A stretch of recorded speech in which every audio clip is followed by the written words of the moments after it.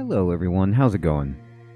Dr. Incompetent here, and let's do a review of Approaching Infinity, shall we? Approaching Infinity is a classic roguelike game that I've been really enjoying and playing over the years, and in 2024 here it got a major UI overhaul and it's continuing to get updates over the years and just really becoming a better and better game, and I have been enjoying it immensely in the past few weeks, and I thought let's do a review of it.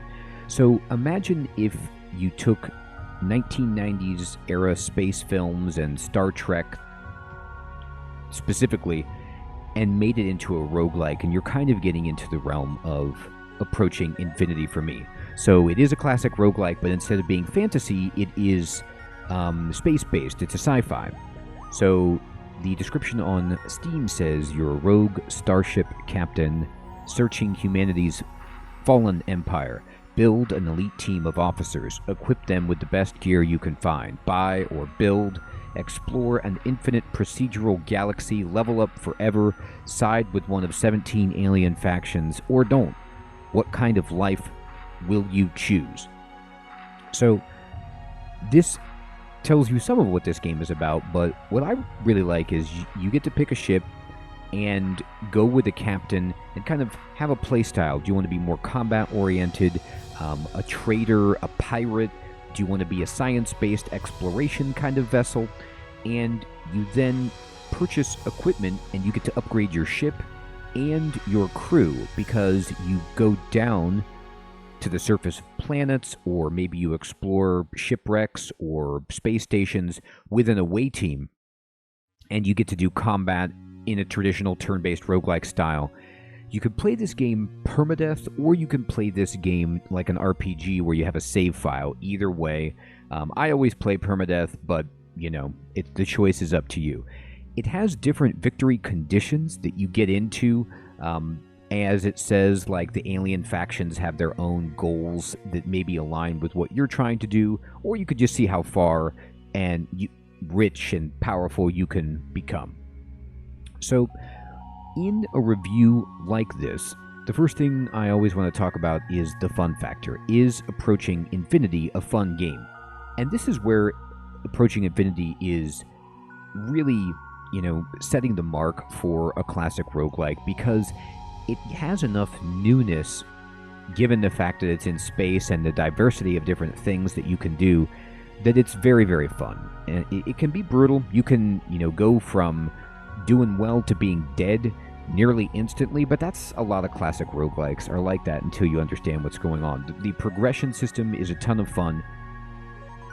Getting new stuff, new weapons, new armor for both your away team and your ship, getting new abilities for your officers, and just the sheer variety of things that you can do within the game in terms of, exploring ships, hauling ships off and selling them, trading between sectors, min-maxing in terms of like what commodities are scarce, doing quests, doing missions, fighting off pirates, looting pirates, attacking traders if you want to go for like a more sinister approach. It's all really there, and it's a sandbox.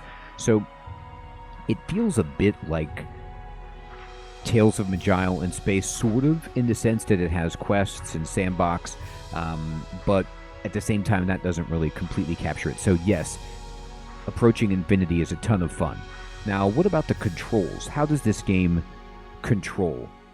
I think it controls really well. It's a roguelike, so it's mouse and keyboard. You can control everything with the mouse, move with the mouse, or move with the arrow keys or the numpad. And there's a ton of key bindings that you can use for actions that you would expect. You can left click, you can inspect things. So I have no issues with the control in the game. I think everything is very well thought out and intuitive. Now, a subset of control I always like to discuss are the UI and the game systems. So how does the UI help you navigate the game and the systems within the game? And are the systems fun?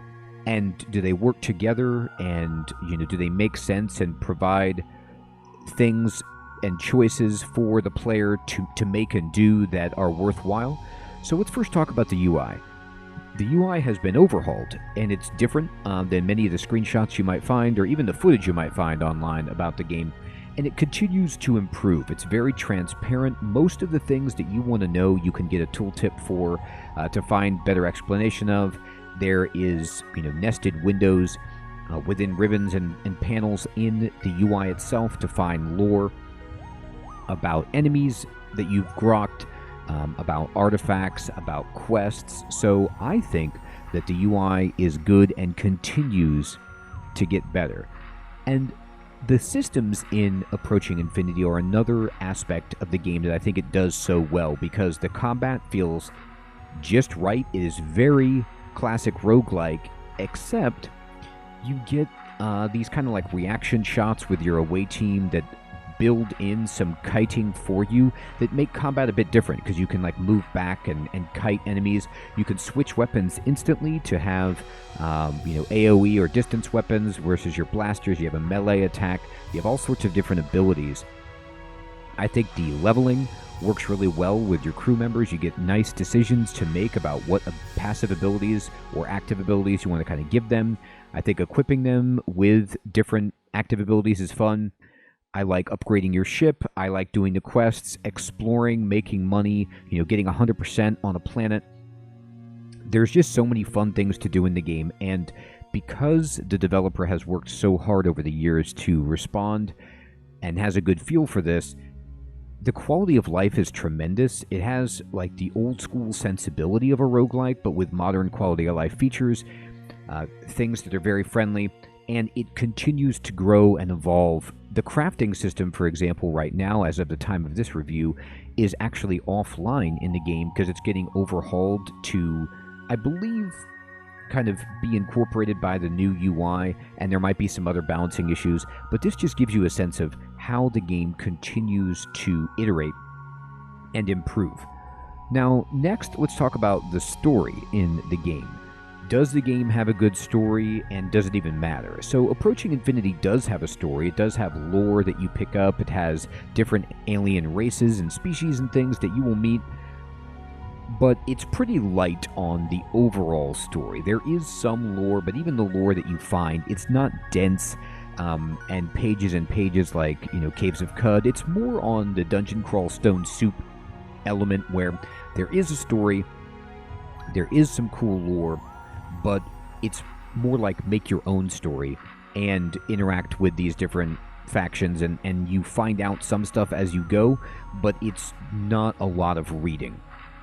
And I have to say, just as a player, it doesn't really matter. It's not something that affects the game. It's not going to be a story-driven roguelike. That's just not what it is, but it doesn't need to be. Now, what about the graphics? How does this game look? It's a classic roguelike, so it's pixelated. It looks like an old game. That's just how it is. And if you are, used to playing old roguelikes, it's going to look nicer than, some pure ASCII games. And I think the UI is looking a lot cleaner.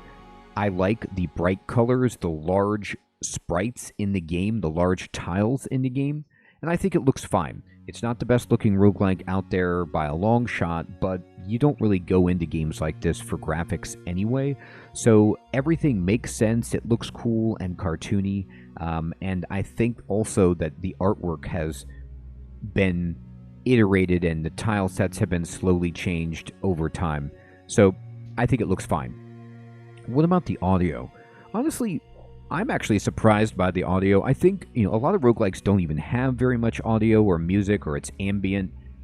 In this game, it has a really good soundtrack. I like the music. I think it's chill, mysterious, fits the space theme, and the sound effects are good. The blasters and stuff like that, it all sounds pretty cool and spot on with like a 1990s style game. So I like the audio in the game. What about if we take all of these elements, audio, graphics, story, controls, fun, does Approaching Infinity feel like it has a sense of style? Is it a game that feels like it has a soul, or does it just seem like a kind of like plug-and-play amalgam of successful gaming components, but they just feel lifeless and inert. In this case, this game has a lot of style. It is a unique entity. It's got killer bunnies. It's got funny aliens. It has so much influence of Star Trek. You've got a captain's log. There's lots of other little jokes and humor that's put into the game. There was some like Oasis commentary about the band that I found, and the planet names are hilarious. So I think that, yes, the game definitely has a cool vibe to it and a cool sense of style. It's more whimsical, but you know, for me, that works really well. So overall, given everything that I've just said, how would I grade Approaching Infinity? So for me, at the moment, Approaching Infinity is, you know, challenging to give a grade to. And before I reveal my grade, I'm just going to tell you what is going on in terms of Metacritic score and the Steam score for the game. Well, you're not going to be shocked by this, but the reality is that this is a small game by a solo dev. It does not have a lot of attention. There's no Metacritic score, but on Steam, there are 322 very positive reviews. Now, I'm a little higher on Approaching Infinity than that. I currently, even though it's in early access, I give Approaching Infinity an A- because what is here is so much fun and so well done. Now, that score could raise if further iteration and evolution of the game happens as it approaches full release, and, you know, there's more content, there's more options, there's more things to do, and the balancing and the polish just really goes through the roof. This could easily be an A. It is, you know, the best space exploration roguelike that I've played of this kind, of the turn-based classic where you have a ship, you upgrade it, you have an away team and all this stuff. And it's just a ton of fun. It's a labor of love. There's so much quality of life and whimsy to it that I give it currently an A-. And I'd love to know, like, how you feel about that score. If you've played Approaching Infinity, or if you've watched either my beginner's guide to Approaching Infinity or my Let's Play to get a feel for it. And by the way, I'm going to link those in the description below, so you can check out more content to see if you might want to play Approaching Infinity, for example, or learn how to play it. But, you know, what do you think about Approaching Infinity? Let me know down in the comments below. And in the second portion of the review, I'm going to make a recommendation on whether or not you should buy and play Approaching Infinity. So the easiest thing to say is, if you like classic roguelikes in the space of, you know, Tales of Bejeweled, Dungeon Crawl, Stone Soup, maybe even something like Caves of Cud, if you're in that world of old school roguelike, then this is definitely a game that you want to check out. And you get massive bonus points if you like space and you like Star Trek and the idea of having a ship and being in a sandbox, you know, sci-fi RPG roguelike. It's in early access, so your mileage may vary on early access, but for me, I've been playing it a bunch, and there's so much content here that even given the fact that it's in early access, I feel that there's more than enough. It's, as of the time of this recording, it is $15 USD on Steam, and it's on sale. So it is well worth the low price, I think. So I would recommend it. And now, for the difficulty, is this game challenging? Yes, it's hard, especially if you play on permadeath. And what's cool about the difficulty in Approaching Infinity is you can scale it. So I'm setting it to like the default recommended setting, but you could bump that up if you wanted and play it on a much harder difficulty level to make the game even more challenging if you wish. So it has scaling difficulty. I do not think it's unfair. It's actually pretty forgiving if you just avoid really difficult situations, and you know, you'll have some deaths where things hit you for harder than you would expect, but you just learn those things and start again, or you don't even have to play permadeath and can make it much easier in that sense. So I was kind of hinting at this, but what about the value of the game? The value is phenomenal. I have a lot of hours into the game, and it's $15, so it's only going to get more and more development. And the developer has hit lots of updates. You can see them and is active. and it's even on sale right now. So the value is, yes, it is certainly there for this game. What about the replayability? Well, that's the beauty of a roguelike. It's got infinite replayability in the sense that it's a procedurally generated game. You can unlock new ships. You can even set yourself up with a roguelike light mechanic where you can start with more money that you lend your new character from your game, which is actually a system and a design choice that I really like. And you can try different playstyles, different ships, different approaches to the game, so the replayability is through the roof. And overall, I recommend this to anybody. If you like turn-based RPGs and space games, I really, really think Approaching Infinity is worth your time. So I hope you all have found this review to be helpful, and like I said, I'm going to put links in the description for my Let's Play, so you can see me booting this up for the first time and rebooting this up in 2024 with the UI update. And I also have a complete beginner's guide for the game if you want to just learn some tips and tricks that I've picked up along the way from dying in space. Thank you so much, everyone, for watching. I'll check you next time. Take care.